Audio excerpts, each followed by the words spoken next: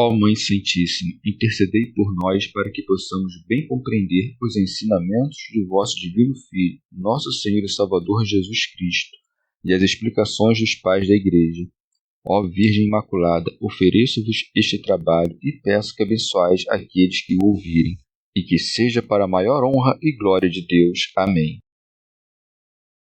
Senhor onipotente, purificai o meu coração e os meus lábios. Vós, que purificastes os lábios do profeta Isaías com carvão em brasa, e dignai-vos, por tal modo, purificar-me com a vossa misericórdia, para que possa dignamente anunciar o vosso santo Evangelho. Por Jesus Cristo nosso Senhor. Amém. Senhor, abençoai-me. Que o Senhor resida no meu coração e nos meus lábios, para que anuncie digna e convenientemente o seu Evangelho. Amém. Evangelho de Nosso Senhor Jesus Cristo, segundo São João. A despedida. Jesus continuou exortando seus discípulos. Cesse de perturbar-se o vosso coração. Credes em Deus, crede também em mim. Na casa de meu Pai há muitas moradas. Se não fosse assim, eu vos teria dito, pois vou preparar-vos um lugar, e quando for e vos tiver preparado o lugar, virei novamente e vos levarei comigo, a fim de que, onde eu estiver, estejais vós também. E para onde vou, conheceis o caminho. Tomé lhe disse: Senhor, não sabemos aonde vais. Como podemos conhecer o caminho?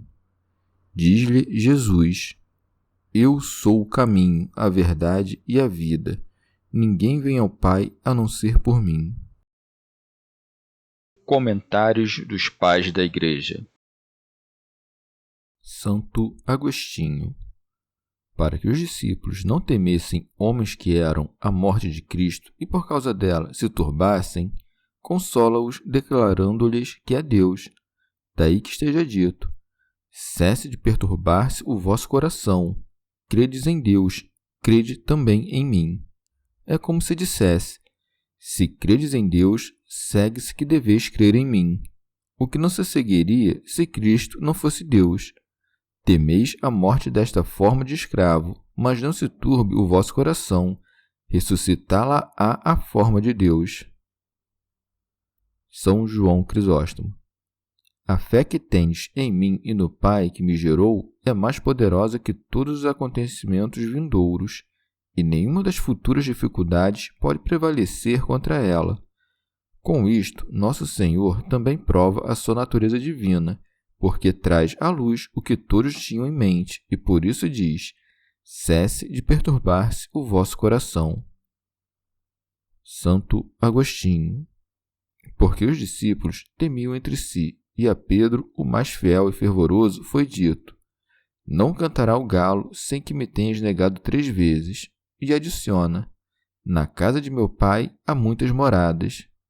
Com isso, eles saem da confusão, certos e confiantes de que, após as tentações, permanecerão em Deus com Cristo. Porque, mesmo que um seja mais corajoso, mais sábio, mais justo e mais santo que o outro, ninguém será exilado daquela casa, onde cada um encontrará acomodação na proporção de seus méritos. Para todos é o mesmo denário que o pai de família manda dar a quem trabalha na vinha. Um denário que significa vida eterna, onde ninguém deve viver mais à larga que outro, porque na vida eterna não há diversas medidas, mas as muitas mansões significam as várias dignidades dos méritos. São Gregório. Ou ainda, é da seguinte forma que as muitas moradas condizem com um só denário. Ainda que um goze de menor e outro de maior felicidade, todos, não obstante, são regozijados pela mesma alegria da visão de seu Criador. Santo Agostinho. É assim que Deus será tudo em todos. Como Deus é caridade, por efeito da caridade se dará que o que possuir cada um será comum a todos. Afinal, em alguma medida, possui quem ama no próximo um bem que não possui. Com efeito, não haverá nenhuma inveja pela glória desigual, porque reinará em todos a unidade da caridade. São Gregório. Tampouco sentem algum prejuízo dessa desigualdade entre as glórias, porque cada um só recebe quanto lhe basta. Santo Agostinho. Devem ser expelidos do coração cristão os que pensam que, se Nosso Senhor falou em muitas moradas, é porque fora do reino dos céus haverá um lugar para os inocentes bem-aventurados, que, porque migraram desta vida sem o batismo, não podem entrar no reino dos céus. Uma vez que a casa dos filhos de Deus, chamados a reinar, não está senão no reino do Pai, longe de nós pensar que alguma parte da própria casa real não esteja no reino. O Senhor não diz, afinal, que, na eterna bem-aventurança, há muitas moradas, e sim, na casa de meu Pai. São João Crisóstomo. Ou ainda, como o Senhor tivesse dito a Pedro, para onde eu vou, não podes tu agora seguir-me, mas seguir-me-ás mais tarde, para que não pensassem que esta promessa valesse só para Pedro, continuou, na casa de meu Pai há muitas moradas, quer dizer, também vós sereis recebidos por aquele que receberá Pedro. Ali há grande fartura de moradas. E não serve de objeção dizer que ainda precisam ser preparadas. Por isso acrescenta, se não fosse assim, eu vos teria dito, pois vou preparar-vos um lugar. Santo Agostinho. Com o que demonstra suficientemente que, se lhes disse tais coisas, é porque ali já há muitas moradas e não há necessidade de preparar mais alguma. São João Crisóstomo. Mas, como tivesse dito, não podes tu agora seguir-me, para que não pensassem que ao fim terminariam apartados dele, acrescenta, e quando eu for e vos tiver preparado o lugar, virei novamente e vos levarei comigo, a fim de que, onde eu estiver, estejais vós também, com o que mostra que é necessário que confiem de todo o coração. Teofilacto Diócrida. É como se equiparasse ambas as possibilidades. Não deveis turbar-vos, quer estejam preparadas, quer não estejam, pois, mesmo que não estejam, eu, com o maior desembaraço, vô-las prepararei. Santo Agostinho. Mas como preparar um lugar se já existem muitas moradas? Porque estas ainda não estão tão prontas como estarão. As mesmas moradas que ele preparou por predestinação, ele prepara agindo. Já estão preparadas no sentido da predestinação. Se não fossem, ele teria dito, eu irei e prepararei, ou seja, predestino um lugar para ti. Mas, visto que eles ainda não estavam preparados, ele diz, prepararei um lugar para vós, e agora ele está preparando as moradas, preparando ocupantes para elas. Na verdade, quando ele diz, na casa de meu Pai há muitas moradas, o que pensamos ser a casa de Deus, senão o templo de Deus, do qual o apóstolo disse, Santo é o templo de Deus, templo que sois. Esta casa de Deus, nesse momento, está sendo construída, agora mesmo está sendo preparada. Mas, por que ele foi prepará-la se somos nós que ele prepara? Se ele nos deixa, como pode nos preparar? O significado é que, para que essas moradas possam ser preparadas, o justo deve viver pela fé, e aquilo que se vê não necessita fé. Deixai-o ir embora, então, para que não seja visto. Que ele seja escondido para que tenhamos fé. Então, um lugar é preparado, se viveis pela fé. Deixe a fé desejar, que o desejo pode desfrutar. Se o entendeis corretamente, ele nunca sai nem do lugar de onde veio, nem do lugar para onde vai. Ele vai quando ele se afasta de vista. Ele vem quando ele aparece. Mas, ao menos que ele permaneça reinando para que possamos crescer em bondade, nenhum lugar será preparado a nós. Alcuíno. Diz, portanto, Nosso Senhor, se eu me for e estiver ausente pela carne, de novo voltarei, estarei presente pela divindade, ou ainda, novamente virei para julgar os vivos e os mortos. E como soubesse que eles lhe perguntariam aonde ia, acrescenta, e para onde vou, conheceis o caminho, isto é, ao Pai, e conheceis o caminho, isto é, Ele mesmo. São João Crisóstomo. Com estas palavras, manifesta o desejo que estava na mente deles e incute-lhes o desejo de perguntar. São João Crisóstomo.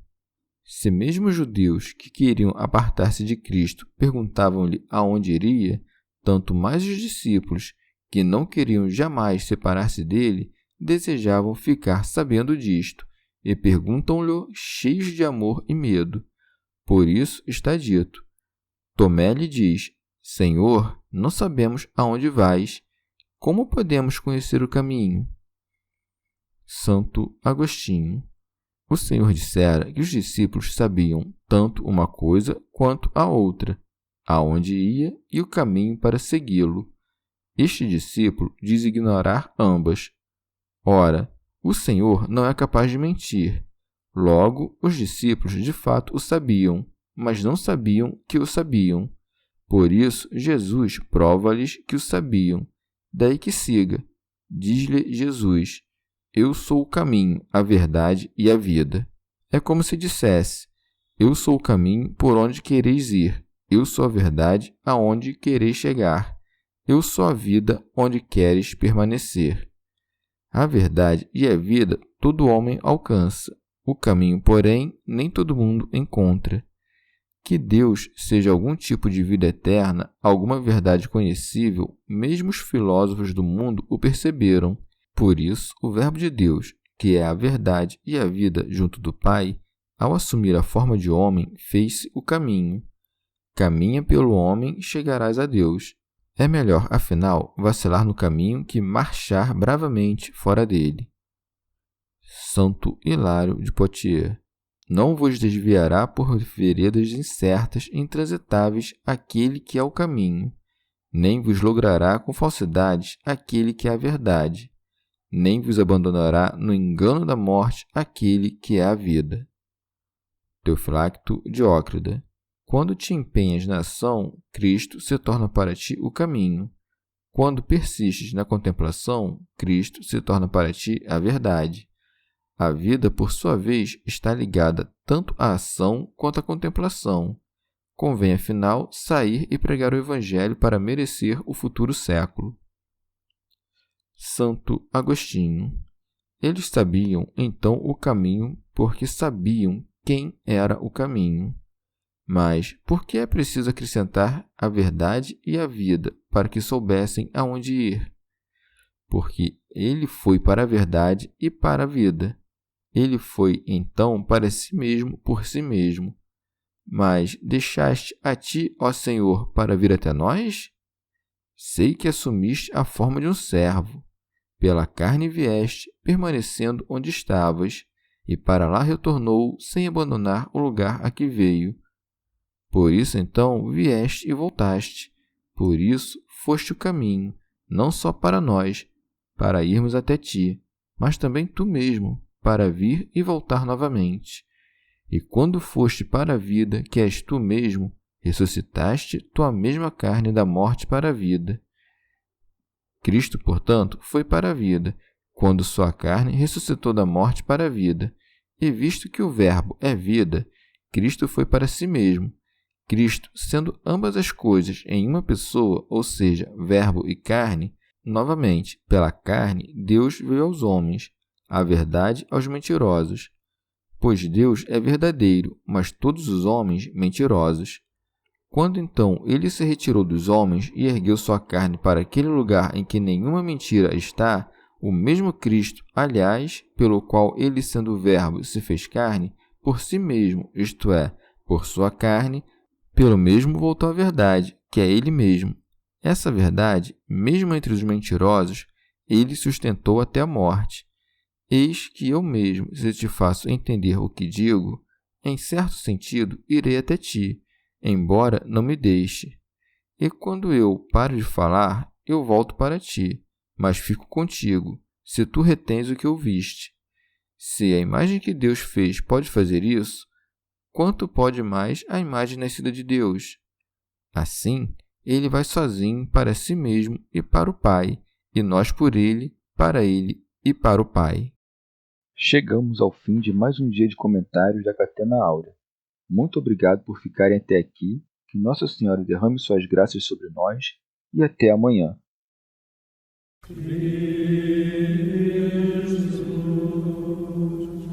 Vai,